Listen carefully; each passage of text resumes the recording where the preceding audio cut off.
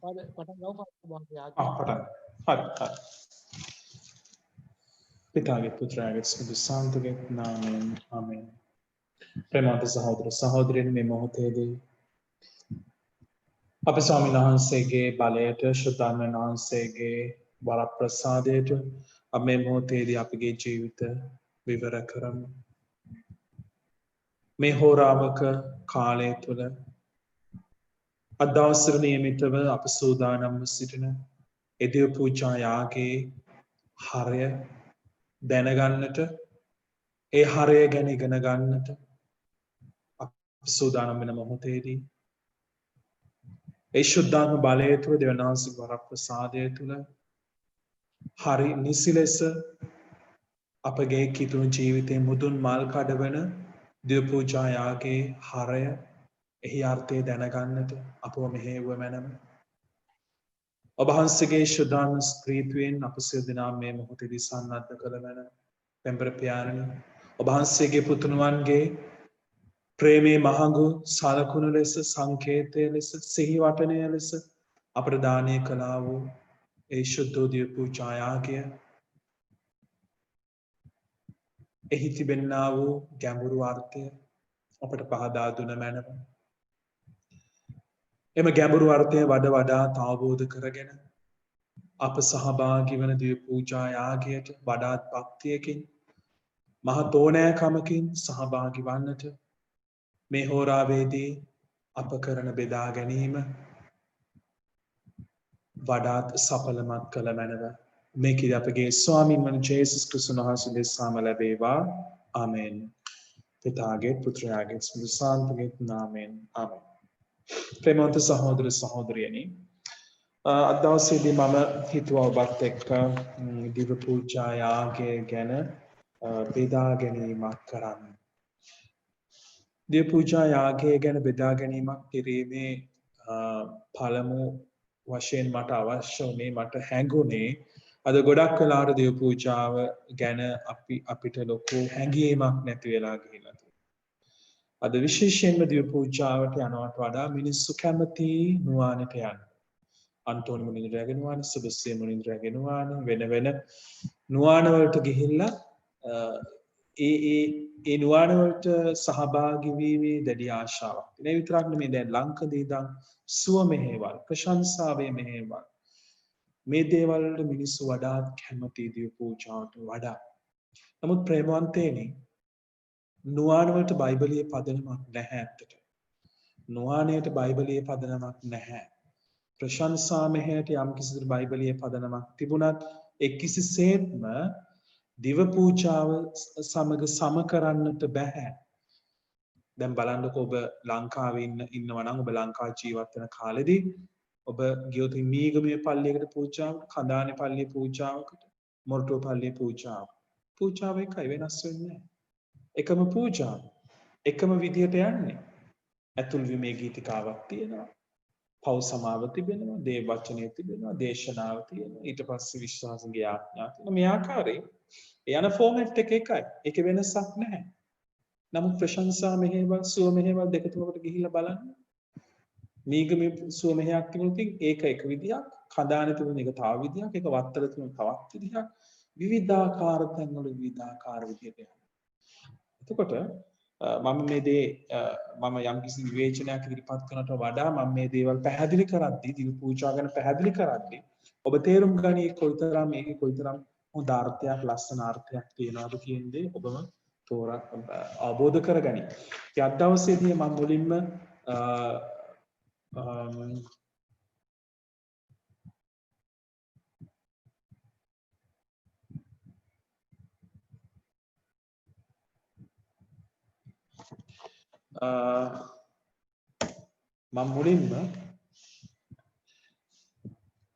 ඔබත් එක්ක යම් කිසි විදිහකට බෙදා ගැනීමක් කරන ඊට අමතරව ඔබ දැකලා තියෙනවද දන්නේ මේ කුඩා පොත ශුද්ධෝ දිව පූජාවේ බල පරාක්‍රමයේ මේ කැටලිනා කියන භක්තිවන්ත ස්ත්‍රියට කාන්තාවට දේවමෑණියෝ කලාව අනාවරණය ගැනයි මේ පොතේ සඳහන් වෙන්නේ. මම මේකේ මේ මුළු පොතම කියවනවා නෙමෙයි මේ පොතේ අපිට අවශ්‍ය කරන අපිට ඉතාමත් වැදගත් කරන කොටස් කිහිපයක් මම ඉතාමත් සැකවින් කෙටියෙන් ඔබත් සමග බෙදා ගන්න බලාපොරොත්තු වෙන අපිට වෙලාව තිබුණොත්. හොඳයි. එතකොට දිව්‍ය පූජායන්. දිව්‍ය පූජාව කියන දෙයට පසුබිම් වෙන්නේ ජුදා වත් පිළිවෙත් තමයි. එතකොට ජුදා ජාතිකයෝ ඔබට මතක නම් ජුදා ජාතිකයන්ගේ වත් පිළිවෙත් වල ප්‍රධානම දේ තමයි පාස්කු භෝජන පිළිවෙත. ඒ කියන්නේ ජුදා ජාතික කාලයක් වහල් දේශයක ඉඳලා ඊජිප්තු දේශයේ වහල් භවයෙන් ඉඳලා අවසාන රාත්‍රියේදී ඔවුන් පාස්කු මංගල භෝජනය පිළියෙල කරලා ඒක අනුභව කරලා ලහි ලහියේ ඊජිප්තු දේශයෙන් පිට වෙලා යනවා. එතකොට මේ ඊජිප්තු දේශයෙන් පිට වෙලා ගිහිල්ලා ඔවුන් පොරොන්දු දේශයට යන ගමනෙන් පස්සේ ඔවුන් සෑම අවුරුද්දකම මේ පාස්කු මංගල භෝජනය ඔවුන් සූදානම් කරලා ඔවුන් ඒක අනුස්මරණය කළා නැවත වාරයක් ආවර්ජනය කළා ඔවුන් ඊජිප්තු දේශයේදී මුහුණ දුණු කටුක අත්දැකීම ඒ රට තුල සිරගත වීම තුල වහල් වීම තුල ඔවුන් අත්දැක්ක පීඩාවන් වලට නැවත වාරයක් ඇතුල් වෙලා ඒ වගේම එතනින් නිවහල් වුණු බව ඔවුන් සිහිපත් කරලා එය ප්‍රීති ජනක ලෙස ඔවුන් සමරනු ලැබුවා. මේක දිගින් දිගටම පාස්කු මංගල භෝජනයන් දිගින් දිගටම සෑම වර්ෂයක් පාසාම ඔවුන් සිදු කළා. එතකොට පාස්කු මංගල භෝජනයට පදනම් වුණු ඓතිහාසික සිදුවීම තමයි ඊජිප්තු දේශයේ වහල් බවින් නිවහල් වෙලා රතු මුහුදෙන් එතර වෙලා පොරොන්දු දේශයට පැමිණීමේ සිද්ධි. ප්‍රේමවන්තේනි, එතකොට අපිටත් වඩා ආහාරය ගැන, ඒ කියන්නේ මීල් ඇස්පෙක්ට් එක ගැන ඔවුන් බොහොම ජුදා ජාතිකයෝ දැඩි සැලකිල්ලක් දක්වපු අය. එයාගේ කෑම්බීම ගැන ඒගොල්ලෝ ගොඩක් ඒ ගැන අවධානය යොමු කරා. ඒගොල්ලන්ගේ තිබුණා ඩයටරි ලෝස් කියලා. ඩයටරි ලෝස්. ඒ කියන්නේ කන්න ගියාම ඒ වත් පිළිවෙත් කොහොමද කරන්නේ? නේ? ඒ අත හොදන විදියක් තිබුණා. කෑමට ඉඳගත්තාම. ඒ වගේ කෑම බෙදා ගන්න විදියක් තිබුණා. ඒ වගේම කෑමට ප්‍රථමයෙන් ඒගොල්ලෝ යාඥා කරලා ඒක දෙවියන් වහන්සේට ඔප්පු කළා. ඒක ආශිර්වාද කළා. මේ සෑම දෙයක්ම තමයි මේ දිව පූජාට පදනම් වුණේ. දැන් නව ගිවිසුමේදී ජේසුස් වහන්සේත් මේ පාස්කු මංගල භෝජනයේ භුක්ති විඳා. ජේසුස් වහන්සේත් අනිත් ජුදෙව් භක්තිකයෝ වගේම පාස්කු මංගල්‍යයට සහභාගී වුණු බව දේව වචනය තුළ බයිබලයේ සුද්ධ ලියවිලි තුළ සුවිශේෂ තුළ ඉතාමත් පැහැදිලිව සඳහන් වන විශේෂයෙන්ම සුද්ධ ජෝන් මාගේ සුවිශේෂයේ උන්වහන්සේගේ ප්‍රසිද්ධ ජීවිතයේ අවුරුදු තුනේදී උන්වහන්සේ ඒ පාස්කු මංගල භෝජනයට සහභාගී වුණු බව ඉතාමත් පැහැදිලිව සඳහන් වෙලා තියෙනවා. ඒතර ප්‍රේමාන්ත මේ පාස්කු මංගල භෝජනය තමයි නව ගිවිසුමේදී ඒකට නව අර්ථයක් ලැබෙනවා. ජේසුස් වහන්සේගේ මරණය දවසේදී උන්වහන්සේ පාවා දෙනු ලබන රාත්‍රියේදී උන්වහන්සේ සිය ශ්‍රාවකයන් සමග පාස්කු මංගල භෝජනය උන්වහන්සේ බෙදාගත්තා. උන්වහන්සේ පූපේ කඩලා උන්වහන්සේගේ ගෝලයන්ට ලබා දුන්නා. මිදියුෂ උන්වහන්සේ ගෝලයන් සමග පාත්‍රයේ පානය කළා. දැන් දිව්‍ය පූජාවට ඊශ්‍රායල් ජාතීන්ට පාස්කු මංගල භෝජන පාදක වුණු ඓතිහාසික සිදුවීම තමයි ඊජිප්තු දේශයේ වහල් භවයෙන් වහල් වෙලා රතු මුහුදෙන් එතර වෙලා පොරොන්දු දේශයට පැමිණීම සම්ප්‍රාප්ත වීම. එතකොට දිව්‍ය පූජාවට බලපාන පදනම් වුණු ඓතිහාසික සිදුවීම තමයි ජේසුස් වහන්සේ පාපේ වහල් බවින් මනුෂ්‍යාව මුදවලා උන්වහන්සේගේ මරණය සහ උන්වහන්සේගේ උත්ථානයෙන් මනුෂ්‍යා වහල් බවින් පාපේ වහල් බවින් මුදවලා ඒ ස්වර්ගයේ නැමැති ඒ වස්තු සම්භාරයේ වරප්‍රසාද රාශියේ දොර විවෘත කර දීම තමයි දිව්‍ය පූජාවට පදනම් වන ඓතිහාසික කර්ම. ප්‍රේමවන්තයනි, එතකොට දැන් අපි දකිනවා දිව්‍ය පූජාවට ගියොතින් ඔබ දකිනවා දිව්‍ය පූජාවේ ආරම්භක ගීතිකාව තියෙනවා, හැඳින්වීම තියෙනවා. එතනින් ගියාම පව්කමාව, කියවීම, විශ්වාස ලක්ෂණය, ඒ වගේම විශ්වාසගේ ඇදුම්, ඒ වගේම offer to him එක එහෙම නැත්නම් පඬු පිදීමේ ගීතිකා මේ වගේ බොහොම යම් කිසි විදිහට සංවිධානය වුණු එක්තරා එක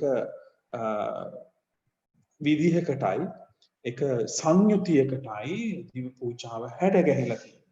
නමුත් ප්‍රේමවන්තේනි දැන් මේ දිව පූජාව මුල් කාලයේදී එහෙම නැත්නම් ජේසුස්ගේ මරණයෙන් උන්වහන්සේගේ උත්ථානයෙන් පස්සේ මේ උන්වහන්සේගේ ගෝලයෝ මේ දේ සිදු කළා, දිව පූජා සිදු කළා. හැබැයි දිව පූජා සිදු කරන්නට අපි හිතන තරම් නිදාසක් උන්ට තිබුණ නැහැ. මොකද උන්වහන්සේගේ උත්ථානයෙන් පස්සේ උන්වහන්සේගේ ගෝලීන්ව මරන්නට, සිරගත කරන්නට එදා රටේ පාලකයෝ මුස්ලිම්ගේ කීතුණෝ ඊටමත් රහසිගතව විවිධ ස්ථානවල රහසිගතව විශේෂයෙන්ම සොහොන් ගෙවල් තුල මේ එකතු වෙලා දිව පූජාව ඔප්පු කළා. එතකොට මේ වගේ බොහොම මේ සංකීර්ණ දෙයක් තිබුණ නැහැ. සිදුුනේ බොහොම සරල දෙයක්. දැන් ඔබ දිව පූජාට ගියොතින් පූප සහ විද්‍යුෂ පියතුමාම ගෙනල්ලා පියතුමා මේක ඒක තුති පුදලා ඒක ජේසුගේ ශ්‍රී ශරීරය සහ ශ්‍රී රුධිරය බවට පත් කරලා ඔබට නැවත වාරයක් බෙදා දෙනවා. දැන් එදා එහෙම වුණේ නැහැ. එදා වුණේ මිනිස්සු දිව පූජාවට දෙන මේ වගේ අපි දකිනවා පූජාවලට ගියාම මිනිස්සු දසදහස් ගණන් ඉන්නේ. එදා මුල් අවදීදී එවැනි පිරිසක් වුණේ නැහැ. ඉතාමත් සීමිත සංඛ්‍යාවක්, තවත් සුළු සංඛ්‍යාවක්ම දිව පූජාවට පැමිණි. මොකද ඒක ඊතරම් ප්‍රචලිත වෙලා තිබුණ නැති නිසා. 4-5 දෙනෙක් නැත්නම් 10ක් 15ක් වගේ බොහොම අතලොස්සක් වෙන්නට ඇති. ඒ අය පූප සහ මිදියුෂ ගෙදරින් අරගෙන ගියා. පූප සහ මිදියුෂ මේ සංඝයාත් එක්ක බෙදා ගන්නට හැමෝම අරගෙන ගියා. අරගෙන ගිහිල්ලා ඒ අය එතන ඉන්න දිව පූජාවට සහභාගී වන තැන ඒ අල්තාරය මත අල්තාරයේ මම හැඳුනේ යම් කිසි ස්ථානයක් තියෙනට ඇති. ඒ මේසය මත ඒ ස්ථානයේ තියලා එතන ඉන්න මූලිකයා සංඝයේ මූලිකයා ප්‍රධානියා සිරිත් පරිදි සාමාන්‍ය ජුදා භෝජනයකදී ඒ ජුදා පවුලේ වැඩිහිටියා භෝජනය ආශිර්වාද කරන ආකාරයෙන්ම ආශිර්වාද කරලා මේ පූප සහ මිදියුෂ කෙනා සමග බෙදාගත්තා. ඒ විතරක් නෙමෙයි නිවෙස්වල නැවතිලා ඉන්න එහෙම නැත්නම් රෝගී එන්නට අපහසුකම් තියෙන එහෙම නැත්නම් වයෝවෘද්ධ ඒ අයට මේ අය අර තුති පුදලා ආශිර්වාද කරන ලද මිදියුෂ සහ පූප අරගෙන ගියා. මේක තමයි මුල් කාලයේදී සිදුවන දිව පූජායාගය.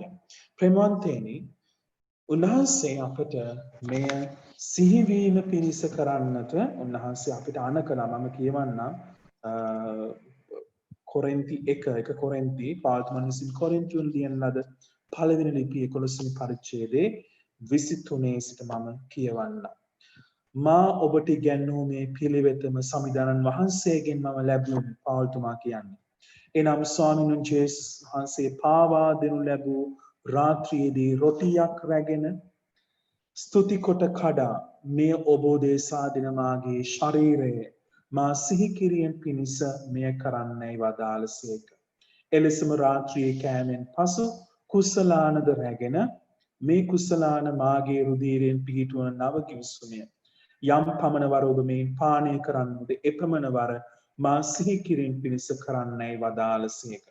ඔබ යම් පමණ වර මේ රොටි අනුභව කරන්නහුද මේ කුසලානය පානය කරන්නහුද එපමණ වර සමිඳානන් වහන්සේ වඩිනතුරු ඔබ උන්වහන්සේගේ මරණය ප්‍රකාශ කරන්නහුද.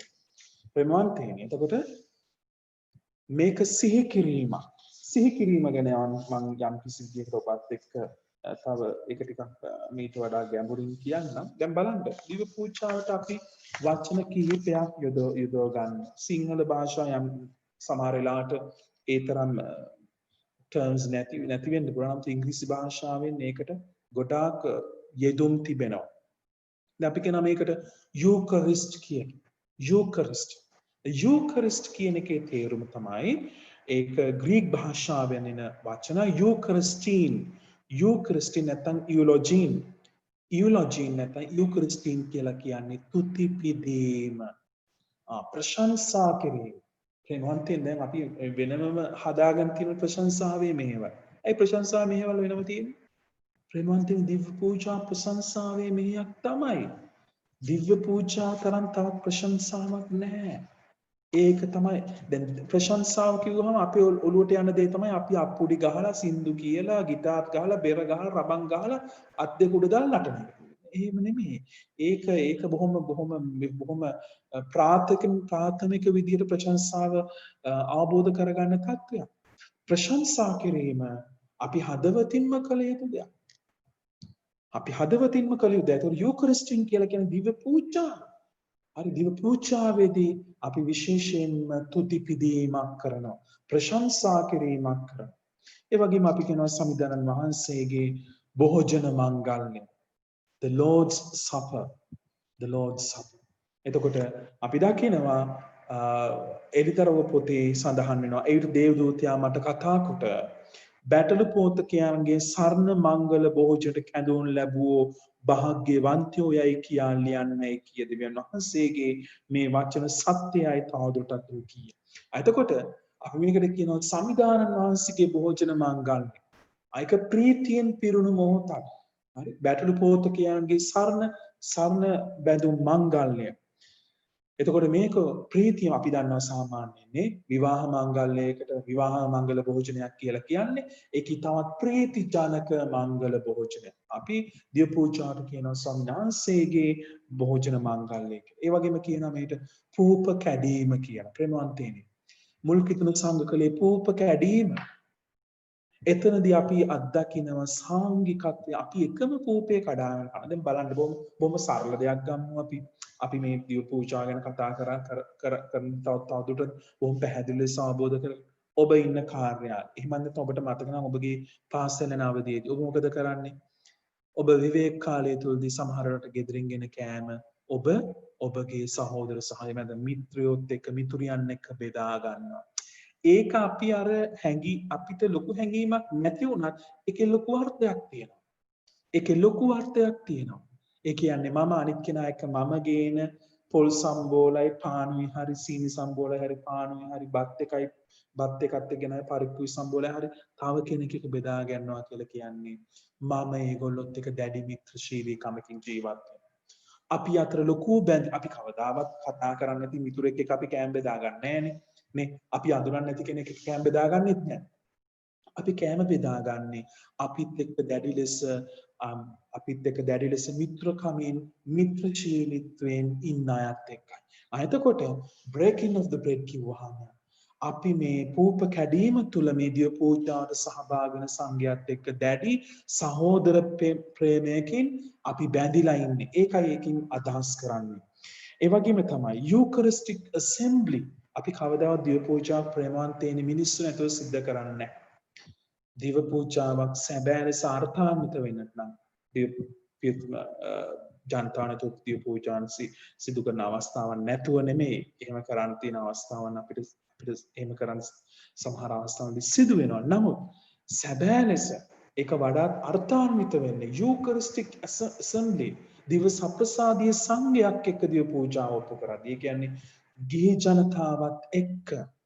හරි. ඒ වගේම තමයි මේක තව විවිධාකාර නම් යොදාගෙන ඒ වගේම අපි අතර බොහොම අපි හැමෝම පාවිච්චි කරන වචනයක් තමයි holy mass.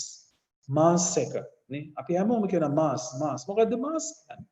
මාස් කියන ඉංග්‍රීසි වචනේ එන්නේ මිස්සෝ කියන ලතින් වචනේ මිස්සෝ කියලා කියන්නේ sent by. එහෙම නැත්නම් dismiss.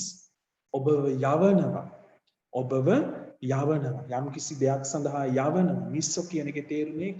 අයිතිව දිව පූජාවද ප්‍රේමාන්තේනි කරන්නේ අපිව උන්වහන්සේ පෝෂණය කරලා උන්වහන්සේ ශක්තිමත් කරලා යම් කිසි දූත මෙහෙවරක් සඳහා යවන මොහොතයි දිව්‍ය පූජාව. මාස් මම ඒක තවදුරටත් පැහැදිලි කරන්නම් මොකක්ද කියලා. අවසානයේදී මම ඒක පැහැදිලි කරන්න මොකද්ද මාස් කියන දේ ගැන. හරි. එතකොට මේක තමයි සාමාන්‍යයෙන් අපි යොදා ගන්න වචන සහ අපි යොදා ගන්න යෙදුම්. දැන් බලන්න තව දෙයක් මම මේ වෙලාවේදී පැහැදිලි කරනවා. ඒක තමයි දැන් සිංහලෙන් කියනවා දිව්‍ය සප්‍රසාද වහන්සේ.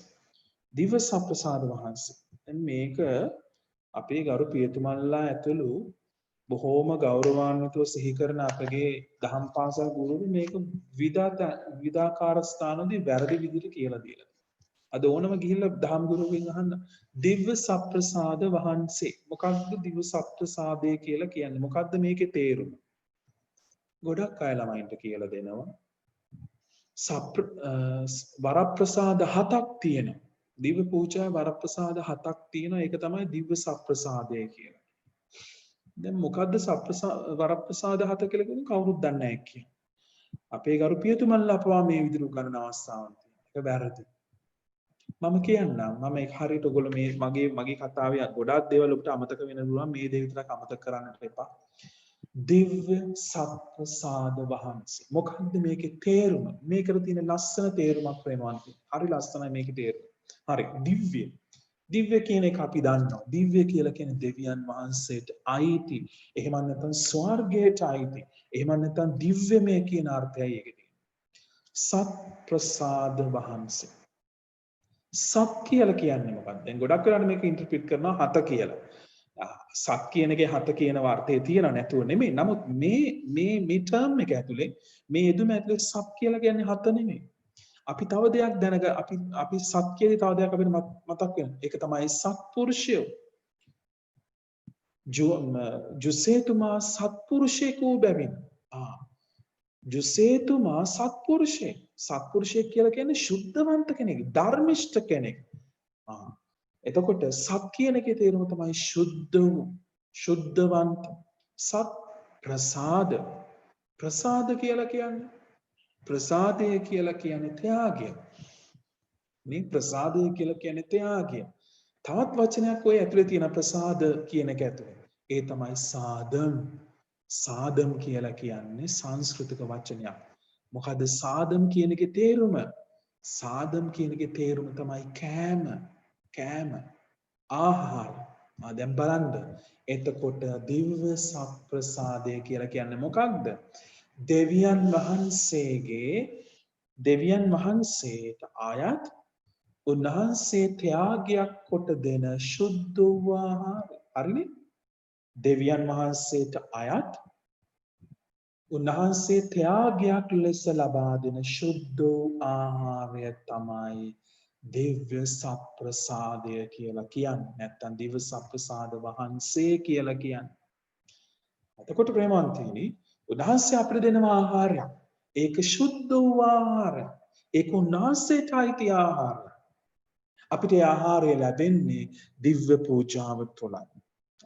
එතකොට ප්‍රේමවන්තයනි දැන් අපි මම කියවන්නේ යෙදුන ශුද්ධ පාල්තුමා කියන ලිපියේ තිබුණු ශුද්ධ ලියවිලි පාඨයක්. මා සිහිවීම පිණිස මෙය සිදු කරා. ප්‍රේමවන්තයනි අපි මේකට කියනවා ග්‍රීක වචනයක් යොදා ගන්නවා අනම්නේසිස්. අනම්නේසිස් කියලා කියන්නේ නැවතම සිහි කිරීම. අපි දැන් ඒක ට්‍රාන්ස්ලේට් කරාම එහෙම තමයි එන්නේ රිමෙම්බරන්ස් සිහි කිරීම. ප්‍රේමවන්තනි හැබැයි ඒක ඒ පරිවර්තනය 100%ක්ම සාර්ථක නැහැ. හරි? දැන් සාමාන්‍යයෙන් සිහි කිරීම කියලා කියන්නේ ඒක හුදෙක් අපි මානසිකව අපේ මනසින් කරන දෙයක්. හැබැයි අනම්නේසිස් කියන වචනේ තේරුම ඒක හුදෙක් අපේ මේ මනස තුල සිදුවෙන දෙයක් විතරක්ම නෙමෙයි. අපි ඒ අත්දැකීමට ඇතුල් වීම තමයි අනම්නේසිස් කියලා කියන්නේ. හරි? දැන් මම පැහැදිලි කරවුවා ටිකක් ඒක මේ in detail පාස්කු භෝජන මංගල්‍යයේදී පාස්කු භෝජනයේ තුල ඒ අය විවිධාකාර කෑම තිබුණා අනිවාර්යෙන්ම හැම පාස්කු භෝජනයකම සෙට් මෙනු එකක් තිබුණා. ඒකේ තියෙනවා තිත්ත පලා තියෙනවා පළතුරු එකතු කරලා හදාගත්ත පේස්ට් එකක් තියෙනවා ලුණු වතුර තියෙනවා ලුණු දාලා හදපු වතුර ලුණු වතුර තියෙනවා. ඒ වගේම මිදිඋෂ තියෙනවා. ඒ වගේම පාස්කු බැටළුවා ඉන්නවා. අනුමුහුන් පූප තියෙනවා. ප්‍රේමවන්තයනි. එතකොට මේ අය මොකද කරේ? ඒ අය අර පළතුරු එකට අඹරලා හදාගත්ත පේස්ට් එක කද්දී අය සිහිපත් කරාම මොකද්ද? ඊජිප්තු දේශයේදී ඔවුන් දැඩි ලෙස නිෂ්පාදනය කළා යම්කිසි ගඩොල් වර්ගයක්. ඒ අය වහල් වෙලා එද්දී පිරමීඩ හදන්න විවිධාකාර විශාල ඉදිකිරීම් සඳහා ඒගොල්ලෝ හැදුවා පාෂාමේ සමහරවිට ගඩොල් වර්ගයක්. එතකොට මේ ගඩොල් ඒ ගැන මතක් කරන්න තමයි ඒ අය ඒ කෑම යොදා ගන්න. ලුණු වතුර යොදා ගන්න. ලුණු කියලා කියන්නේ කෑමට රසයක් වුණාට අපිට ලුණු දිය කරලා වතුර බොන්න බෑ. ඒක ඉතාමත් කටුකයි, කර්කශයි. ඒ ලුණු වතුර පානය කරදී අය නැවත වාරයක් ඒගොල්ලෝගේ ඇතුළාන්තයෙන් ඒගොල්ලේ මනසින් ඇතුල් වුණා ඊජිප්තු දේශයේ Tamanගේ මුතුන් මිත්තන් අත්දැක්ක ඒ කටුක අත්දැකීමට.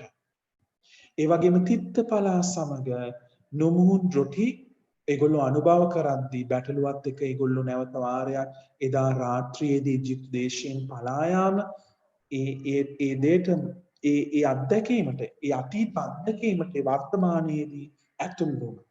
අපේ මත මේක තමයි අනම්නේසිස් කියලා කියන්නේ. එතකොට අතීතයේදී සිදුවුණු සිදුවීමක් වර්තමානයේදී නැවත වාරයක් ආවර්ජනය කරලා ඒකට ඇතුල් වීම තමයි අනම්නේසිස් කියන්නේ. එතකොට දිව්‍ය පූජාවේදී අපි කරන්නේ මේ දේ තමයි. අපි උන්වහන්සේගේ ඒ යාගයට අපි ඇතුල් වෙනවා.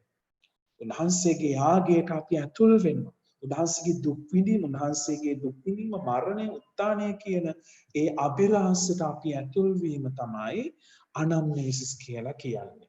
හරි. එතකොට සෑම දිව පූජාවකදී ප්‍රේමවන්තයන් අපි සිහිපත් කරනවා උන්වහන්සේගේ මාංශගත වීම, උන්වහන්සේගේ දුක් විඳීම මරණය සහ උන්වහන්සේගේ උත්ථාන වීම. සෑම දිව පූජා යාගයකින් අපි මේ දේ කරනවා. ඒ වගේම තමයි ශුද්ධ දිව පූජා යාගයේදී හැම දිව පූජාවේ සෑම කොටසකටම අර්ථයක් තියෙනවා ප්‍රේමවන්තයන්. සෑම කොටසකටම අර්ථයක් තියෙනවා. අර්ථ විරහිත පදනමක් නැති කිසි දෙයක් නැහැ දිව පූජාවේ. සෑම කොටසක්ම අර්ථාන්විතයි. දැන් බලන්න දිව පූජා මම දන්නේ ඔබ ඉන්න තැන ස්ථානවල කොහොමද දිව පූජා යාගේ තියෙන සංගීතය ගැන මට අවබෝධයක් නැහැ. සාමාන්‍යයෙන් ඍතු දිව පූජාවකට ගියාම කොහොමද අපි දකින්නේ? පියතුමා පෙරහැරකින් එන්නේ දිව පූජා යාගයට. ඉරිද පූජාවට විතරක් නෙමෙයි. අපි දන්නා යම්කිසි මංගල්‍යයකදී විශේෂ අවස්ථාවකදී පියතුමා පෙරහැරකින් එන්නේ නේ. දොම්පෝච්චි අරගෙන යන පුදුසුන් සේවක දරුවා ඉදිරියෙන් යන ඊට පස්සේ කුරුස් ශ්‍රීහස්ත ඉන්පස්සේ තවත් කියවීම් කියවන ජනතාව සහ වෙන අය ඉන්න නම් එතන එනවා. ඒ කට්ටිය පෙරහැරේ ගමන් කරනවා. ඉන්න අනතුරුව සුවිශේෂ පොත රැගෙන යන ගිහියා හෝ එහෙමත් නැත්නම් තේවාචාර්යවරයා හෝ සහෝදරතුමෙක් හෝ කවරෙක් හෝ ගමන් කරනවා සුවිශේෂ පොත අරගෙන ඉන්පස්සේ පියතුමා යනවා. මොකක්ද මේ පෙරහැරේ අපිට තියෙන අපිට දෙන පණිවිඩය ප්‍රේමවන්තයනි? මේන් අපිට මුලින්ම සිහිපත් කරන්නේ එදා ඊජිප්තු ජනතාව ඊජිප්තු දේශයෙන් ඊජිප්තු වහල් බවෙන් නිවහල් වෙලා පොරොන්දු දේශයට යන ගමන. ඒ ගමන වගේම අද නවගියුස්ම තුන අපි පොරොන්දු දේශයන ස්වර්ගය නැමැති පොරොන්දු දේශයට යන ගමනක වන්දනා ගමක නියැලී ඉන්න අපි වන්දනා නඩයක් බව වන්දනා කණ්ඩායමක් බව අපිට සිහිපත් කරනවා. එයින් අපට ඉදිරියෙන් මඟ පෙන්වන්නේ ක්‍රිස්තුන් වහන්සේ කුරුස ශ්‍රීහස්තවල තියෙන ජේසුස් වහන්සේගේ රූපය. අපිට උන්වහන්සේ මඟ පෙන්වන්නේ මේ ස්වර්ගයට යන්නට. අපි එතනට යනවා. එතන ගිහිල්ලා පියතුමා ඒ වගේම තමයි ප්‍රේමවන්තයනි දිව පූජා කොටස් දෙකකට බෙදෙනවා.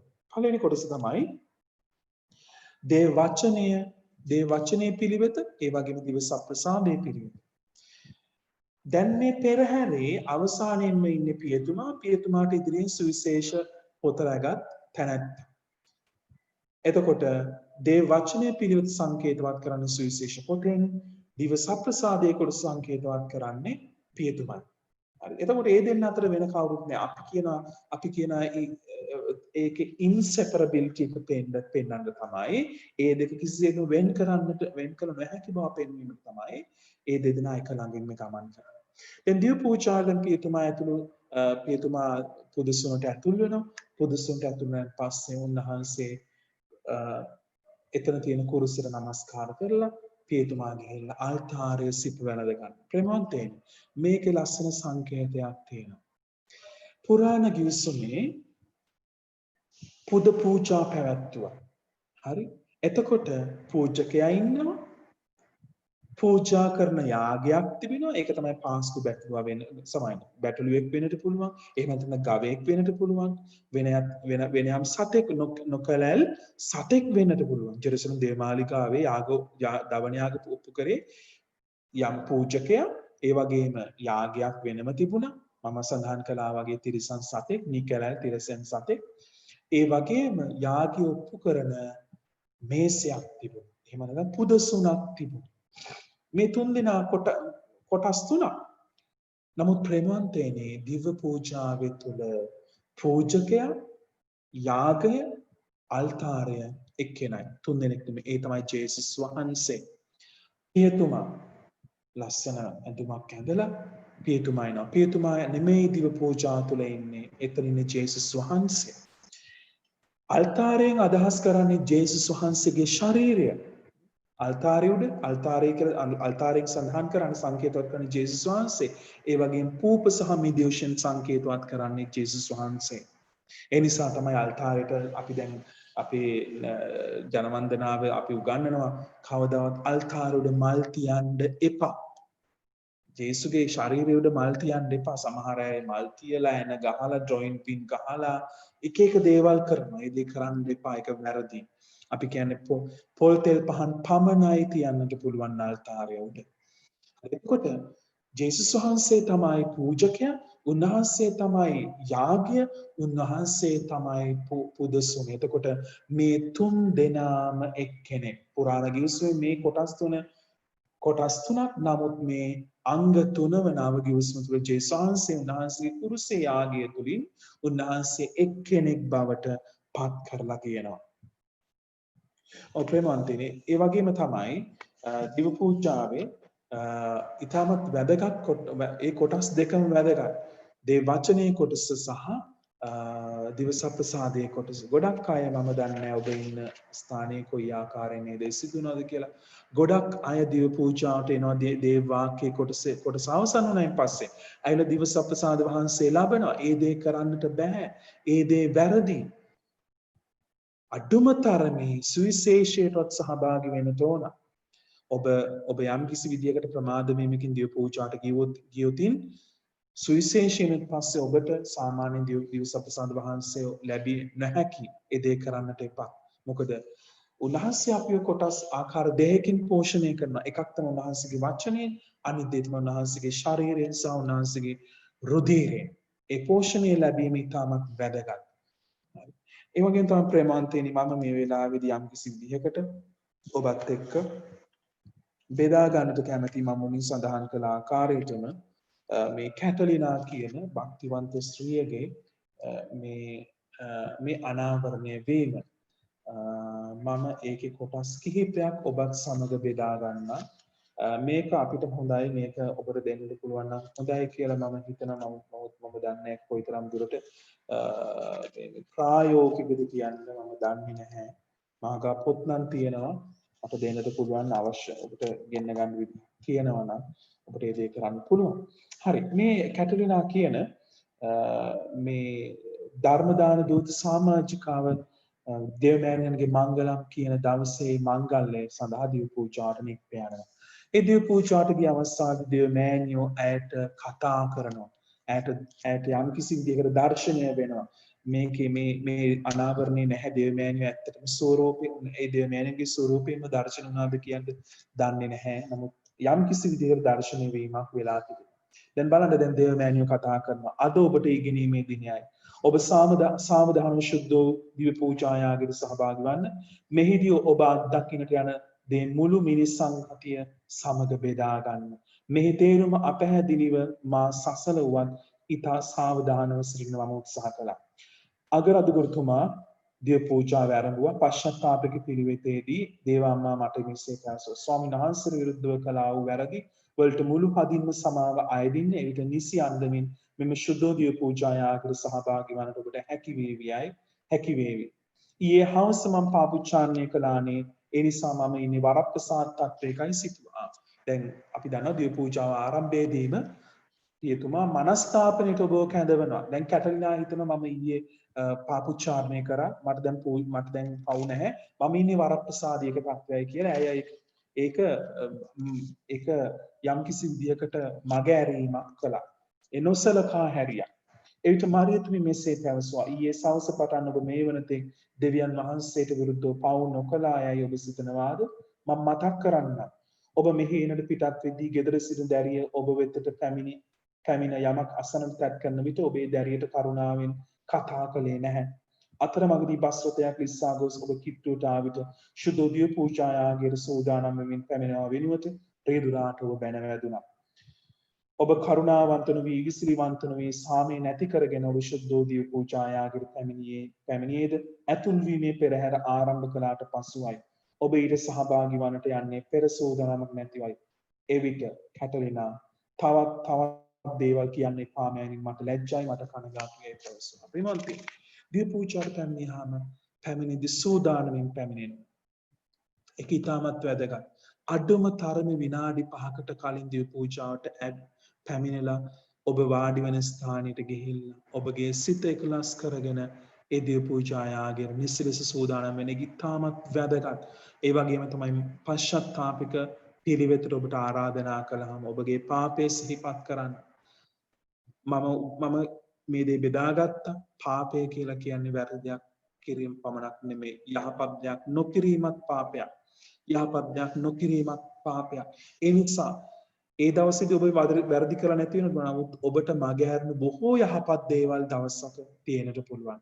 ඒ නිසා ඒ පශ්චාත්තාපික මොහොතේ උපරිම වශයෙන්ම ප්‍රයෝජනය ගන්න. ඒ වෙලාවේදී මනස්ථාපනය වෙලා උන්වහන්සේට අවශ්‍ය වෙන්නේ මනස්ථාපිතක සිතක්. ඔබට දේව පූජාට යද්දී ඔබ ළඟ තියෙන තෝනේද. ඒ නිසා පශ්චාත්තාපික මොහොත ඊටමත් ඵලබරිත ලෙස යොදා ගන්න. මම තව කොටසක් කියවනම් එතුමී මෙසේද පැවසුවා. ඔබ සියලු ප්‍රකාශ වලට හා දේශනෙට සාවධානව සවන් දෙන දැන් දේ වචනේ කියවන මොහොත ගැන මරියතුමී ඇයට යම් කිසි විදිහට මඟ පෙන්වීමක් කරනවා.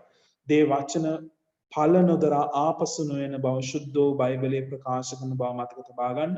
ඔබ හොඳින් සවන් දෙන්නේ නම් ඔබ ඇසූ දෙයින් පමණක් දෙයින් යමක් ඔබ තුල පවතී. ඔබ තුල තැන්පත් වුණේ වචන කිහිපය නැත්නම් වගන්ති දවස පුරා වරින් වර සිහි කරන්න. එවිට ඒ වදන් ඔබ දිවියේ කොටසක් වී ඔබට වෙනස් කරන නවතාවයකට පත් කරાવી. දැන් ඔබ උන්වහන්සේට සවන් දීම සඳහා මෙතෙන් සිටින බවත් උන්වහන්සේ හදවතට කතා කිරීම ඔබට අවශ්‍ය බවත් උන්වහන්සේට කියනවා. එතකොට දිය පූජාවේ සියලුම කියවීම වලට සවන් යොමු කිරීම ඉතාමත් වැදගත්.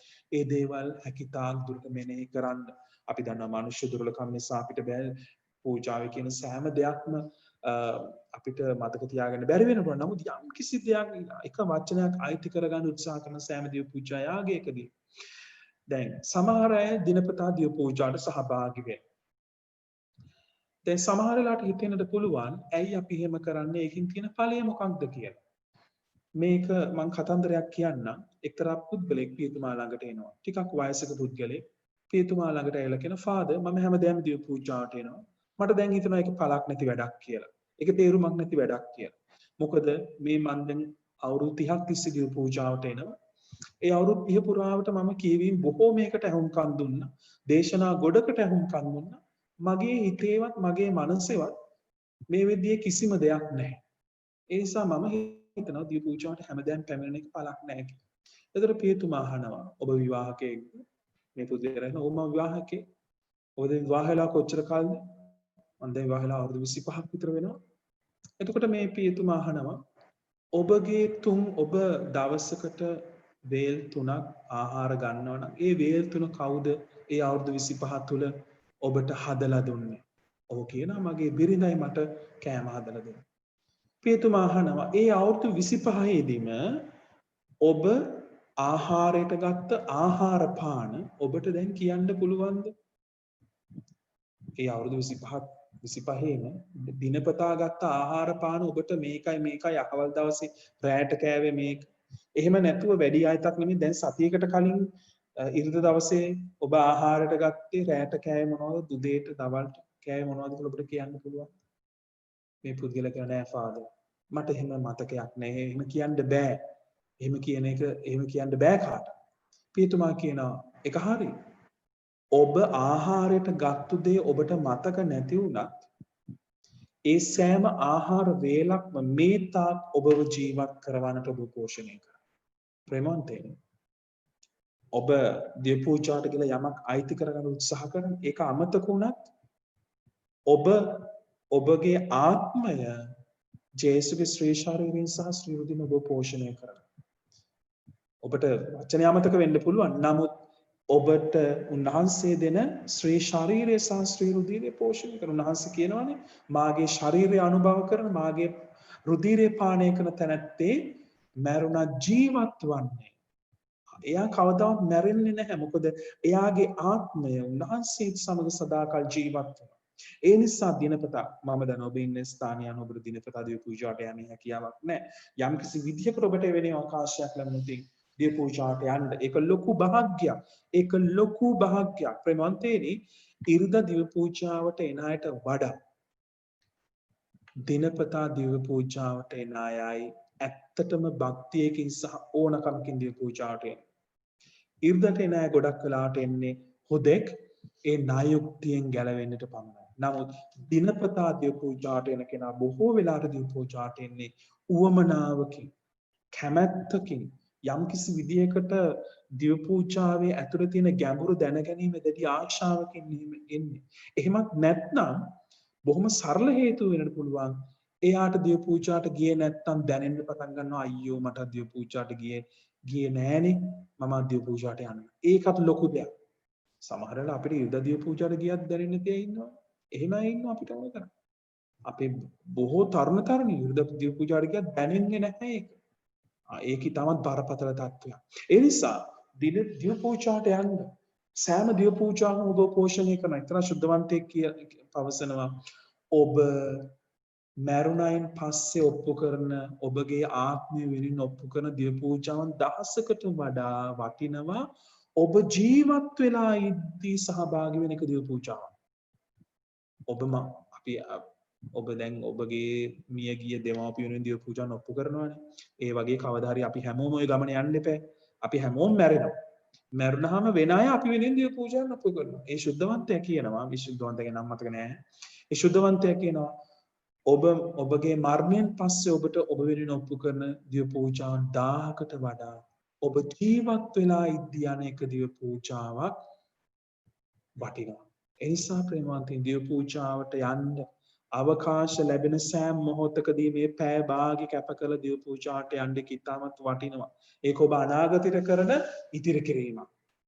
අනාගතයට කරන ආයෝජන. ඒ නිසා ඒ දේ කරන්න. දැන් ඊට පස්සේ කැටලිනාට තව දෙයක් කියලා දෙයි තමයි පඳුරු ඔප්පු කිරීම. මම මේ කොටස කියන්නම්. පඳුරු පිදීමේදී මරියත්මී මෙසේ පැවසුවා මෙලෙස ආඥා කරන්න මම දෑට පැවසුවා එසේම යැදුවා. ස්වාමිනී මාද මට ඇති සෑම දේද මම ඔබට පුදමි. සියල්ල ඔබ වහන්සේගේ හස්තයට බාර කරමි. මහෝත්තම දෙවිඳුනි ඔබ පුතුණුවන්ගේ වරප්‍රසාදයෙන් මා නවතාරයට පත් කරනු මැනව. මාගේ පවුලේ සමගේද මට සහාය වන අයගේද මගේ සේවය ලබන්නන්ගේද මට විරුද්ධව කටයුතු කරන අයගේද මගේ දුගී යැදුම් පිහිට බලාපොරොත්තු වන අයගේද පැතුම් මම ඔබ වහන්සේට පිළිගන්වමි. ඔවුන්ගේ ජීවිත ගමනෙහි මගෙහි දුක් පීඩා අඩුවන පිණිස ඔවුන් හමුවේ බැගෑපත් වන්නට මට උගන්වන්න. ශුද්ධවන්තයන් යාඥා කළේ ලෙසයි ඔබ සැම දෙනාද ඒ අයුරින්ම යාඥා කිරීම මාගේ කැමැත්තයි. ආසන දෙව් මැදුරු තුළ සිටි සියලු දෙනාගේම පැත්තකින් මෙන් මම කිසි දිනක දැක නොමැති ආකාරයේ අය හදිස්සියෙම නැගී සිටින පටන් ගත්තා. එවිට මුළු දෙව් මැදුරම ඉතා ලස්සන තරුණ පෙනුම ඇති අයගෙන් පිරී ගියා. දීප්තිමත් සුදු ඇඳුම් ඇඳගෙන සිටි ඔවුන් දෙව් මැදුර මැද තීරුවට පැමිණ අල්තාරි දෙස තමන් කළා. මරියතුමී කීවා බලන්න මේ අය නම් මෙතන සිටින සියලු දෙනාගේම රැකවල් දේවදූතයෝ ඔවුන් ඔබගේ පඳුරු හා ඉල්ලීම් පුදසුන කරා රැගෙන යන මොහොතයි. එතකොට කැටලිනා දිය පූජා විද්දී පඬු පොතුරු මොහොතේදී ඇය දකිනවා සංඝය ඇතුළතින් නැගිටිනවා දේව දූතයෝ වගේ පිරිසක්. මරියතුමී කියන මේ මෙතනට පැමිණ සිටින අයගේ රැකවල් දේව දූතයෝ. ඒ අය පඬු පෙරහැරට පඬුරු අරගෙන යන. ප්‍රේමවන්තේනි පඬු පෙරහැර. ඒකේ ලොකු අර්ථයක් තියෙනවා. පඬුරු පෙරහැරේ අරමුණු දෙකක් තියෙනවා. පළවෙනි අරමුණ තමයි දිව්‍ය පූජාව සිදු කිරීමට අවශ්‍ය කරන පූප සහ මිදිවුෂ රැගෙන යාම. දෙවෙනි දේ තමයි දුප්පතුන් අතර බෙදා දෙන්නට අවශ්‍ය කරන ඒ ආහාර ද්‍රව්‍ය ඇඳුම් පැළඳුම් වෙන්නට පුළුවන්, ආහාර වෙන්නට පුළුවන්, නැත්නම් ලිපි ද්‍රව්‍ය වෙන්නට පුළුවන්. කෙසේ හෝ දුප්පත් අයට දෙන ඒවායි අරගෙන යන්නට ඕන. එතකොට අපිට ප්‍රායෝගිකව ඔළුවට යන්නට ඕන සාමාන්‍යයෙන් දුප්පත් කෙනෙකුට එදිනදා අවශ්‍ය වෙන්නේ ආහාර පාන, හාල්, සීනි, තුන පහ ඒ වගේ දේවල්, ධාන්‍ය වර්ග. එහෙම නැත්නම් ඒ දරුවන්ට අවශ්‍ය කරන ලිපි ද්‍රව්‍ය, ඇඳුම් පැළඳුම් වෙන්නට පුළුවන්. දැන් සමහර වෙලාවට ඒක සංකේතාත්මක දේවල් අරගෙන සිංහ දජය අරගෙන යන නැත්නම් මොකක් හරි රටක කොඩියක් අරගෙන යන ඒක වැරදි. ඒකෙන් කිසිම කෙනෙකුට ප්‍රයෝජනයක් නැහැ. තවත් සමහර අය චොක්ලට් ෆින්ගර්ස් අරගෙන එනවා නැත්නම් බබල් ගම්, චුයින් ගම් ඒක වැඩක් නැහැ. ඒ දේ කරන්න එපා. ඒ වගේම තමයි මිදිවුෂ සහ පූප ගේන එක මගහරින්න එපා. ඒක අත්‍යවශ්‍යයෙන්ම අනිවාර්යෙන්ම ඔබ රැගෙන යා යුතු දෙයක්. ඒ දේ කරන්න. එතකොට ඒකට අර්ථයක් තියෙනවා. දිව්‍ය පූජායාගේ පඬුරු පෙරහැරට අර්ථයක් තියෙනවා. එතකොට මේ දිව්‍ය පූජායාගේ තවත් අර්ථාන්විත වෙන්නේ මේ පඬුරු පෙරහැරේ ගෙන යන පඬුරු. එහෙම නැත්නම් දුගීන්ට දෙන පඬුරු අපි දිව්‍ය පූජාව අවසානයේ යම් කිසි පියතුමා මාර්ගයෙන් දිනුදු අයට බෙදා දෙනවා. දැන් බලන්න දිව්‍ය පූජායාගේදී ජේසු අපිව ආත්මිකව පෝෂණය කරනවා. ඒ වගේම දෙවියන් වහන්සේ අපට ලබා දුන්නු අපේම වැටුපෙන් ගත්ත අපේම සල්ලි වලින් ගත්ත ආහාර ද්‍රව්‍ය තව කෙනෙක්ගේ කුස පුරවන්නට උන්වහන්සේ යම් කිසි විදිහකට ඒ අයට ලැබෙන්නට සලස්වනවා. දිව්‍ය පූජාව මේ බිත්ති හතරෙන් එහාට යන්නට ඕන දෙයක් ප්‍රේමවන්තේනි. තේරුණාද මං කියන්නේ? ඒක තමයි මාස් කියන එකේ තේරුම. මං කිව්ව අවසානයේදී ඔබට පැහැදිලි කරන්න මාස් කියන එකේ තේරුම ඒකයි. හරි? මාස් කියලා කියන්නේ dismiss ඒ කියන්නේ මාස් මිසියෝ කියලා කියන්නේ dismiss or sent by with a purpose, with a mission. එතකොට ඔබට දිව්‍ය පූජා ආරම්භයේදී කියනවා යන්න සාමයෙන් හා ප්‍රේමයෙන් ජීවත් වෙන්න. ඔබගේ මොකද්ද දූත කාර්යය? සමාජයට ගිහලා සාමයෙන් සහ ප්‍රේමයෙන් ජීවත් වීම. අද මිනිස්සුන්ට නැති වෙලා තියෙන්නේ ඒකයි. මිනිස්සුන්ට සාමයක් නැහැ, ප්‍රේමයක් නැති වෙලා ගිහිල්ලා තියෙනවා. මිනිස්සුන්ට සාමය සහ ප්‍රේමය අරගෙන යන්න. ඒක තමයි ඔබට දෙන මිෂන් එක, දූත සේවාව. මාස්කින්ගේ තේරුම ඒකයි. මම තව කොටසක් කියවන්නම්. ඒ මොහොතේ මම පුදුමයෙන් බලා සිටියා. කැටරිනා පුදුමයෙන් බලා සිටියා. මන් අපට හිතා ගන්න බැරි විදියේ පියකරු මුහුණෙන් යුතු ඉමහත් දීප්තියකින් දෙව්මැදුර දෙව්මවුන් බැලුව නිසායි ඔවුන්ගේ මුහුණ ස්ත්‍රීන්ගෙන් මෙන් වුවත් ශරීර අක්සහ උස ප්‍රමාණ පිරිමින්ගෙන් මෙන් විය. ඔවුන්ගේ පාදයන් පොළොව ස්පර්ශ කළේ නැහැ. ඔවුන් ගමන් කළ ඉදිරියට ඇදී යනවා මෙනි. ඉතා දැකුම් කළු පෙරහැරක් විය. සුදු හා රන් පාට එලියක් විහිදුවන යමක් අඩංගු රන් පාට භාජන සමහර රැගෙන ගියා. මරියතුමී කිව්වා මේ අප නම් තේරුම් පැහැදුම් ඇතිව දිව්‍ය පූජා යාගයට සහභාගී වන්නා වූද බොහෝ අදහස් සඳහා මේ යාගයේ පුද කරන්නා වූ දායකගේ රැකවල් දේව දූතයෝය. දේව මහෝත්තමයාණන්ට පුදන්නට ඔවුන්ට යමක් තිබෙනවා. right. එතකොට ඊටු කොටස මම කියවන. එම නිසා මේ මොහොතේදී ඔබව ඔප්පු කරන්න ඔබේ දුක් වේදනා බලාපොරොත්තු සතුට ඉල්ලීම් මේ හැම දෙයක්ම පුදන්න. දිව්‍ය පූජා යාගයට අසීමිත වටිනාකමක් අරුතක් තිබෙන බව වටහා ගන්න. ඔප්පු කිරීමේදීත් ඉල්ලීමෙත් ත්‍යාගවන්ත වන්න.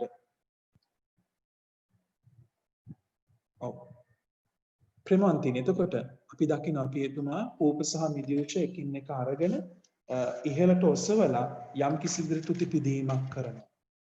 ප්‍රේමවන්තිනි, ඒ වෙලාවේ සාමාන්‍යයෙන් ඇත්තටම අපි ගොඩක් පල්ලිවල පිදීමේ ගීතිකාවක් වාදනය වෙනවා. ඒතර අපි හැමෝම මේ ගීතිකාවට සහභාගී වෙනවා.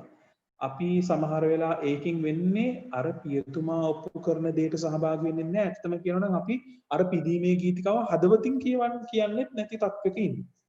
දැන් මම ඇත්තටම කියනවා නම් ලිටර්ජිකලි බැලුවොත් පඬුරු පෙරහැරක් නැත්නම් පිදීමේ ගීතිකාවක් අත්‍යවශ්‍ය වෙන්නේ නැහැ.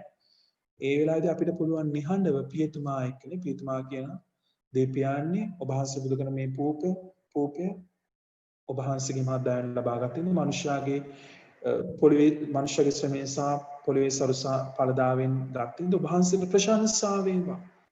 දෙවියන් අපි කියන එතකොට මිනිස්සු කියන දෙවියන් වහන්සේට සදා ප්‍රශංසා වේවා. දෙවියන් ඔබ වහන්සේ පුද කරන විදිහට ඔබ වහන්සේගේ මහත් දයාවෙන්ද මිදිවැලේ ඵලදාවෙන් සහ මනුෂ්‍යයාගේ ශ්‍රමයෙන් සෑදුවෙන් ඔබ වහන්සේට ප්‍රශංසා වේවා. දෙවියන් වහන්සේට සදා ප්‍රශංසා වේවා. ප්‍රේමාන්තේනි අපිට ඒකට සහභාගී වෙන්නට පුළුවන්. අපි ගීතේ ගායනා කරද්දී ඒ සහභාගී වීම අපෙන් අතපසු වෙනවා. ඒ විතරක් නෙමෙයි දිව්‍ය පූජාට යදී දැන් දෙවියන්යෝ කියනවා දිව්‍ය පූජාට යද්දී යම් කිසි සිතුවිල්ලක් එක්ක යන්න. ඒක මනස්ථාපිත සිතක් වෙන්නට පුළුවන්. ඒක ප්‍රශංසාවේ හදවතකින් ඔබ යනවා වෙන්නට පුළුවන්. එහෙම නැත්නම් ඒක පසුතැවිලි වීමේ හදවතකින් ඔබ යනවා වෙන්නට පුළුවන්. මොනවා හරි ගෙනියන්න දෙවියන් වහන්සේට ඔප්පු කරන්න. ඒකයි වැදගත් වෙන්නේ. මොකක් හරි අරගෙන යන්න. යම් කිසි සූදානමකින් යම් කිසි සිතුවිල්ලකින් දිය පූජාට යන්න. එහෙම නැත්නම් ඔහේ යන්නම් වාලේ ගිහින් යන්න දිය පූජාට යන්න එපා. ඒක වැඩක් නැහැ. ඔබට වැඩකුත් නැහැ. මේ සංගීතයෙන් ඇති ප්‍රයෝජනයක් නැහැ. ඒකයි දෙවියන්යෝ කැටලිනාට දෙන අනාවරණ නිසා මින් අනුතුරු දිය පූජාට යද්දී යන්න යම් කිසි හැඟීමකින් යන්න. ඒක ඔබට තියෙන පසුතැවීමේ හැඟීමක් වෙන්නට පුළුවන්.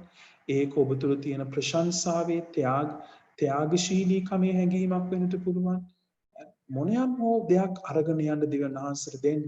ඒකයි වැදගත් වෙන්නේ. ඔබගේ ජීවිතේ තියෙන දුක් වේදනා පසුතැවිලි වීම ඔබගේ ජීවිතේ කඩාගෙන වැටීම මේ සෑම දෙයක්ම පඳුරු විදියට දෙන්නට කියලයි මරියතුමිය උගන්වන්නේ මේක. අපි එතුමා මෙය පූපය ඔසවලා යාඥා කරදී ඒත් එක්ක ඔබගේ ජීවිතයේ තියෙන සෑම වේදනාවක්ම සෑම දෙයක්ම උන්වහන්සේට නැවත වාරයක් පුද කරන්න. පළමුණ දේවදූතයාට පිටුපසින් හිස් අතින් පැමිණි දේවදූතෙක් සිටියා. මරියතුමිය කීවා මොවුන් නම් මෙතැන් සිටින නමුත් කිසිවක් ඔප්පු නොකරන සෑම යාගික මොහොතකදීම අවදියෙන් නොමැති අයගේ දේවදූතයන්.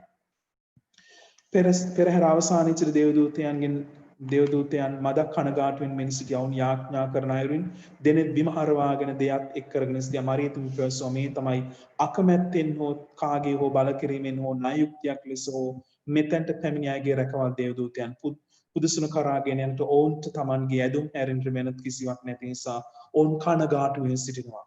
ඔබේ රැකවල් දේවදූතයාව දුකටපත් නොකරන්න බොහෝ දේ අයදින්න පව්කරුවන්ගේ සිත් හැරීම සඳහා ලෝක සාමය සඳහා ඔබේ පවුලේ අය අසල්වාසීන් ඔබෙන් යාඥා ඉල්ලූ අය යන මේ සියලු දෙනා වෙනුවෙන්ම යාඥා කරන්න.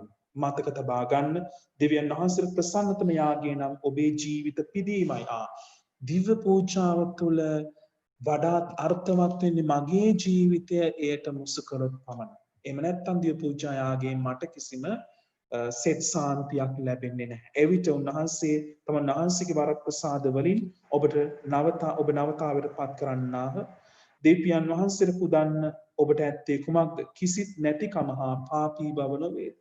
ජේසුස් වහන්සේගේ වරප්‍රසාද වලට එක් වී තමන්ව පිදීම දෙවියන් වහන්සේට ප්‍රසන්නතම පිදුමක්. හරි. ඒ වගේම තමයි ප්‍රේමවන්තේනි මම ඊතුරු කොටස යම් කිසි විදිහට සංක්ෂිප්තව කියන්න.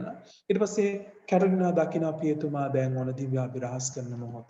දිව්‍ය අභිරහස් කරද්දී සුර දූතයෝ දැන් දේවස්ථානයේ අල්තාරයේ මතට පිවිසෙනවා. ඒ වගේම ඒ අය විවිධාකාර පාටවල වලින් දීප්තිමත් වර්ණයන්ගෙන් ඇඳුම් ඇඳගෙන ඉන්නවා.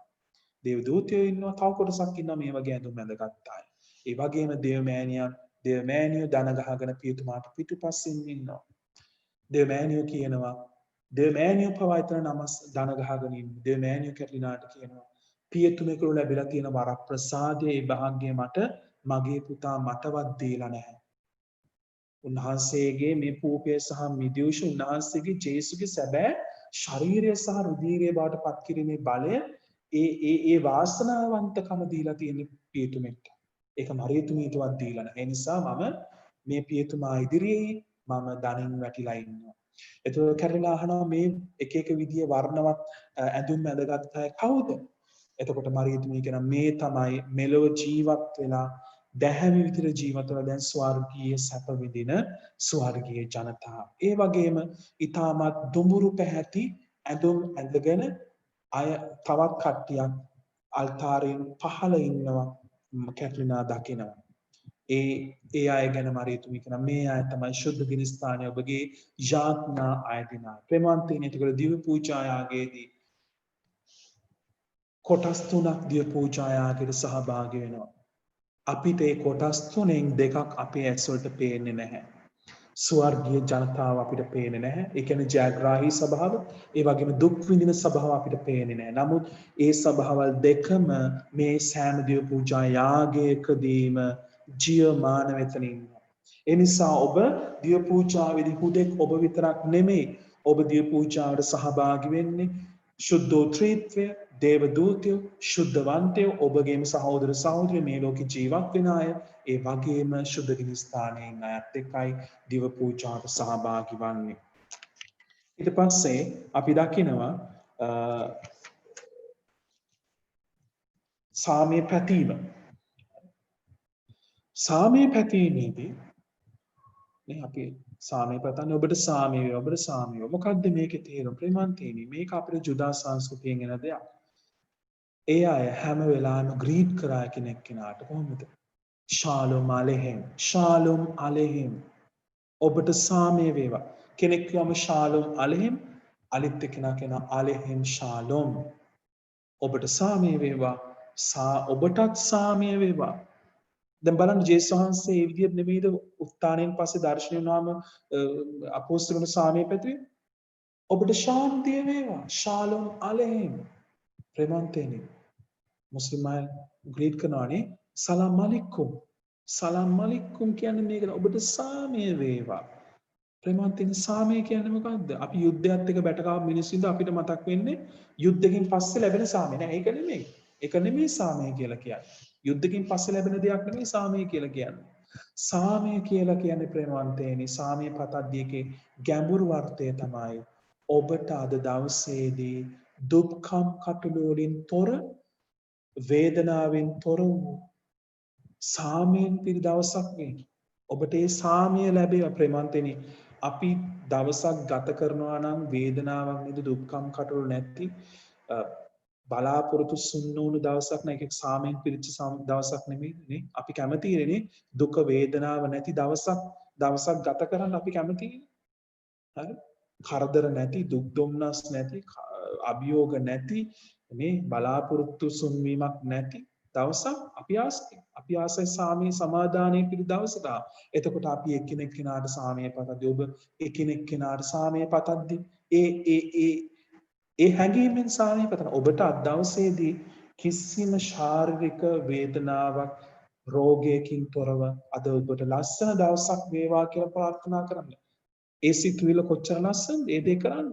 ශාලොම් මලකින් ජේසු පිහිටයි කියලා තමයි අපි ගොඩක් වෙලාවට දේවස්ථානයෙන් පිට අපි ග්‍රීට් කරන්නේ ජේසු පිහිටයි God bless you. ඒකට වඩා ලස්සනයි ශාලොම් මලෙන්. ශාලොම් මලෙන් ඔබට සාමය වේවා peace be with you. ඒක ලස්සනයි. ජේසු පිහිටයි කියන ලස්සන නෑ කියන නෙමෙයි මම කියන්නේ. නමුත් ශාලොම් මලෙන් කියද්දී ඒක තව ලොකු අර්ථයක් තියෙනවා.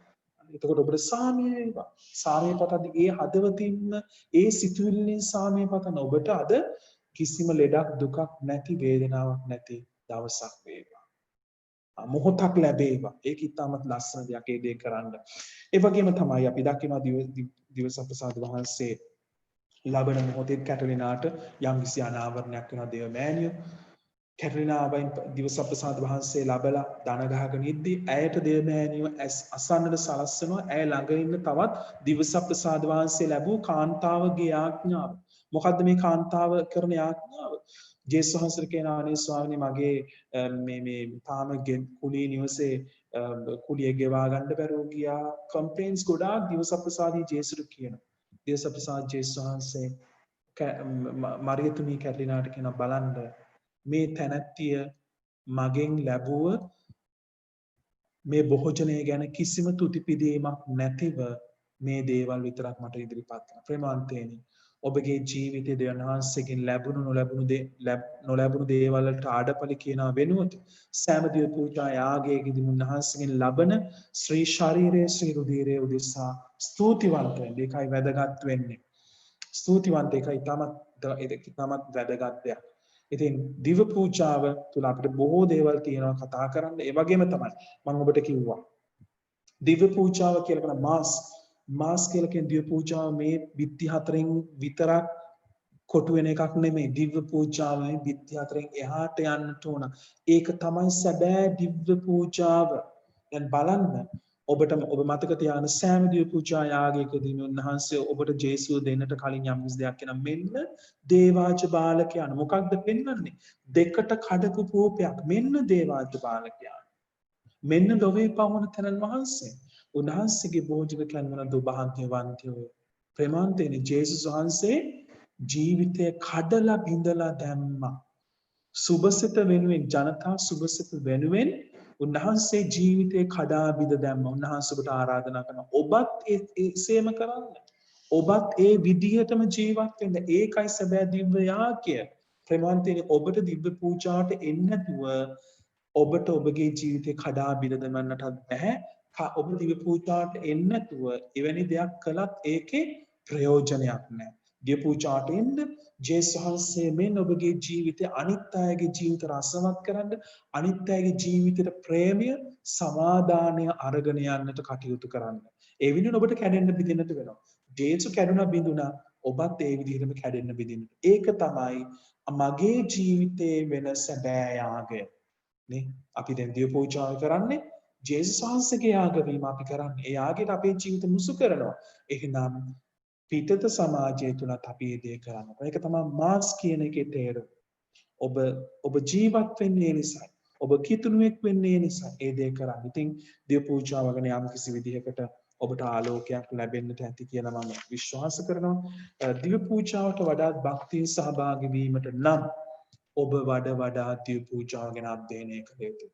මම පියතුමෙක් වෙලත් මම දිව්‍ය පූජාවේ 100% හැම දෙයක්ම A to Z දන්නවා කියලා කියන්නේ. මටත් ඉගෙන ගන්න දේවල් තියෙනවා. ඔබත් මේ නිසා දේවල් ඉගෙන ගන්න මම දන්න දේ ඔබත් එක්ක බෙදා ගන්න. ඉතින් දිව්‍ය පූජාවේ සමහර අයට යම් කිසි සැකයක් තියෙනවා. එහෙම සැකෙන් ඉන්න අය ඕන තරම් ඉන්නවා. මේ ජේසුගේ ශ්‍රී ශරීරයේද මේ සුහෘදීවයද මගේ ජීවිතයේ අත්දැකීමක් ඔබත් එක්ක බොහොම කෙටියෙන් කියන්නම්. ඒක මට ඉන් ඩීටේල් කියන්න බැරි දෙයක්. මම කෙටියෙන් කියලා අවසන් කරන්න. ඔබ විශ්වාස කරනවා නම් ජේසුගේ ශරීරය සහ ශ්‍රී රුධිරය ඔබ විශ්වාස කරනවා නම් ඒක අත්දැකීමක් කරගන්න. අපි හැමෝම මම ඇහුවොත් ඔබ විශ්වාස කරනවද මේ ජේසුගේ ශ්‍රී ශරීරය ශ්‍රී රුධිරය කියලා? ඔබ කියතොත් ඔව් කියලා. ඔබට අත්දැකීමක් තියනවාද? ගොඩක් වෙලාවට නැහැ. ඔබ විශ්වාස කරනවා නමුත් ඒ විශ්වාසය තමන්ගේ විශ්වාසය තවදුරටත් අත්දැකීමක් නෙමෙයි. අත්දැකීමක් වෙලා නැහැ ඒක. ප්‍රේමාන්තනේ මගේ ජීවිතේ වැනි අත්දැකීමක් මට තියෙනවා. මගේ පූජක ජීවිතේ මම එදා දැක්කා. මේ ජේසුගේ ශ්‍රී ශරීරයමයි ජේසුගේ ශ්‍රී රුධිරයමයි. හැබැයි මම ඒ ගැන දැඩි ආශාවෙන් පසුන මට ජේසුනේ පෙන්වන්න මේක ඔබ වහන්සේගේ ශරීරය ඔබ වහන්සේගේ රුධිරය බව. උන්වහන්සේ මට ඒ දේ පෙන්වනවා. ඔබත් සෑම දිව්‍ය පූජාවකදීම කියන්නේ ජේසුනි මම විශ්වාස කරනවා මේ ඔබ වහන්සේගේ ශ්‍රී ශරීරය ශ්‍රී රුධිරය ඒක මගේ මේ මනුෂ්‍ය මනසට තව ගෝචර වෙන විදිහට මට පෙන්වන්න. උන්වහන්සේ දේ පෙන්වනවා. නේ? ලබන්න ගියහම පියතුමා කියන මෙන්න ක්‍රිස්තුස් වහන්සේගේ ශ්‍රී ශරීරයයි. මොකද්ද ඔබ කියන්නේ? ආමේන්. මොකද්ද ඒ තේරුම? එසේම වේවා. එසේම වේවා. ආමේන් කියන එකේ තේරුම තමයි එසේම වේවා. එහෙම්මම වෙන්න. ඒ කියන්නේ මට ඒක අත්දකින්න සලස්සන්න. අනිසා ප්‍රේමාන්තයෙන් දිව්‍ය පූජාට යන්න. වැදගත් වෙන සූදානම් වීම. සූදානම් වීම ඒ වගේම දිව්‍ය පූජාව ගැන අධ්‍යයනය කිරීම. ඔබට ලැබෙන සෑම මොහොතකදීම දිව්‍ය පූජාව ගැන යම් කිසි දෙයක් කියන්න, යම් කිසි දෙයක් හදාරන්න, දැනගන්න. ඒ වගේම දිව්‍ය පූජාවේ දේ වචනෙන් පෝෂණය වෙන්න, යම් කිසි වචනයක් ආයති කරගන්න. ඒ වගේම තමයි ඔබ දිවසපසාද වහන්සේ ලබනවා වගේ උන්වහන්සේ වගේ කැඩෙන්න බිඳෙන්න. ඒ කියන්නේ දිව්‍ය පූජාවට ගිහිල්ලා විතරක් නෙමෙයි ඒ දිව්‍ය පූජාව පල්ලියේ බිත්ති හතරෙන් එහාට අරගෙන යන්න. ඔබට ඒ ගැන ලොකු වගකීමක් තියෙනවා. ඔබට ලොකු දූත මෙහෙවරක් තියෙනවා. ඉතින් දවසේ මගේ බෙදා ගැනීම මම අවසන් කරනවා. අපි හැමෝම කෙටි යාඥාවකට සහභාගී වෙමු. යාඥා කරන්න. පෙම්බර ස්වාමිනිය අද දවසේදී ඔබ වහන්සේ මේ මොහොත ප්‍රදානය කළාට ඔබ වහන්සේට බෙහෙවින් ස්තුතියි. ඒ වගේම දිව පූජාව ගැන අපි ලත් දැනුම තව තවත් වර්ධනය කර ගනිමින් අපගේ ගැලවීම පිණිස අපගේ ජීවිතයේ ශුද්ධවන්ත වීම පිණිස ඔබ වහන්සේ ලබා දුන්නා වූ ඒ මහඟු යාගයට වඩා අර්ථාන්විතව වඩා ජෝලිතව සහභාගී වීමට සෑම දවසකම අපව අවදි කරවන්න. ශුද්ධාත්මයන් වහන්සේ තුළ අපව මෙහෙයවන්න. මේකදී අපගේ ස්වාමින් වන ජේසුස් ක්‍රිස්තුස් වහන්සේ දිසාම ලැබේවා. ආමෙන්.